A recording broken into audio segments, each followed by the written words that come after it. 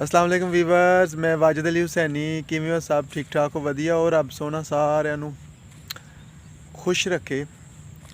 कल ਦਾ ਤੁਹਾਨੂੰ मैं एक वाक़या सुनान लगा कि कल मैं आ रहा सा ड्यूटी तो वापस, वो मेरी बाइक खड़ी है, बाइक ते आ रहा सा ते एक बंदा मिलिया मैनू। 2-3 दफ़ा पहला भी उन्हें मैनू हत्थ दिता मोटरसाइकिल ते कि मैनू बिठा के ले जा, लेकिन मैं नहीं बिठाया। मैं कहा शायद कोई पता नहीं कोई मशकूक जिहा लगा मैनू बंदा, लेकिन कल अगे खड़ा हो गया मोटरसाइकिल दे। मैं बिठा लिया, मैं कहा चल बैठ जा यार, पता नहीं कौन है कोई। लेकिन जदों ओहदी मैं कहानी सुनी तो यकीन करो कि दिल जिहड़ा ना मेरा,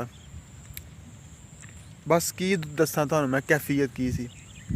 जेहड़े इस टाइम पाकिस्तान के हालात हो चुके ने, अल्लाह ताला माफ़ी दे बस।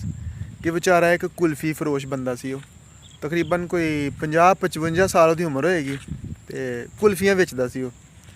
उन्हें मैंने स्टोरी शेयर की कि मेरे 2 बेटे ने, एक कोई 12-13 साल का तो एक कोई 10 साल का। तो मैं तो पढ़िया कोई नहीं, तो उन्होंने मदरसे पाया होया मैं। तो कम का मेरे का कोई वसीला नहीं, बस ऐसे कुल्फियाँ शुल्फियाँ बेची उन्हें 200-400 रुपये की दिहाड़ी लगती है। तो हुण 2 दिन तो मेरे सट लगी हुई सी, पैर तो डिग पिया सा मैं, साइकिल नहीं चलता हूँ मेरे को। तो वो जनाब 2 दिन तो यानी कि भुख दे लाले पे हुए सी घर। तो कहने का मकसद ये है कि मैनू अपने आप से बड़ी शर्मिंदगी हुई कि यार 2 दिन पहला, यानी कि 2-4 बारी पहला मैंने हत्थ दिता तो मैं उन्होंने की समझदा रहा था। तो मकसद ये है कि कम अज़ कम जेह्ड़े हुण हालात चल रहे हैं, जेह्ड़ा सफेद पोश तबका, जेह्ड़े खुददार लोग ने, वो बेचारे बड़े ही ज़्यादा पिस गए हुए हैं चक्की दे विच, गुरबत दी चक्की दे विच। इस वास्ते कम अज़ कम, ज़्यादा नहीं तो कम अज़ कम थोड़ी बहुती हैल्प करनी चाहिए उन्होंने लोगों की। ज़्यादा नहीं तो बंदा इन्ना ही कर सके। देखो जिस तरह मेरे को है, मैं डेली काम ते जाना, ठीक है, मोटरसाइकिल है मेरे को, ठीक है, जिहड़ी भी सवारी है बंदे को, किसी को गड्डी है या मोटरसाइकिल है या साइकिल जो भी है, तो कोई मजदूर बंदा कम अज़ कम रस्ते दे विच मिलदा तो उन्होंने लाजमी नाल बिठाया जाए। चलो कम अज़ कम ज़्यादा नहीं तो उहदा कोई 50 रुपये 100 रुपये किराया बच जाएगा, उन्हें विच तुहानूं लखां करोड़ां रुपये की दुआ दे देगा।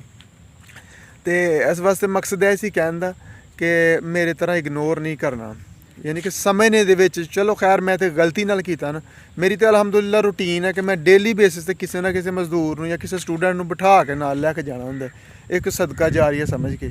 लेकिन उन्होंने मैनूं समझने, क्योंकि मैं उन्होंने मशकूक समझदा सा, उहदी बेचारे की कोई हालत ही इस तरह की बनी हुई सी। तो हालात भी तुहानूं पता इस तरह चल रहे हैं कि लोग लुट मार ते जनाब उतर आए हुए हैं। लेकिन अगर कोई जानने वाला मिलता या थोड़ा बहुता बंदे नूं पहचान हो जाए कि मजदूर है बंदा, ठीक है, तो उन्होंने लाजमी बिठा के लै जाओ, कम अज़ कम वह बेचारे का किराया बच जाएगा। और जिन्ना हो सकता है ना लोगों की, जिन्नी भी बंदे की तौफीक है, इस तौफीक है, लोगों की हेल्प करो इस टाइम इस वक्त। तो वेखियो इंशाअल्लाह अल्लाह ताला कितनी दिली खुशी दिंदा है। अल्लाह ताला सारिਆਂ ਦਾ हामी नासर हो। Thank you. वीडियो चंगी लगे तो लाइक एक जरूर कर दो। Thank you.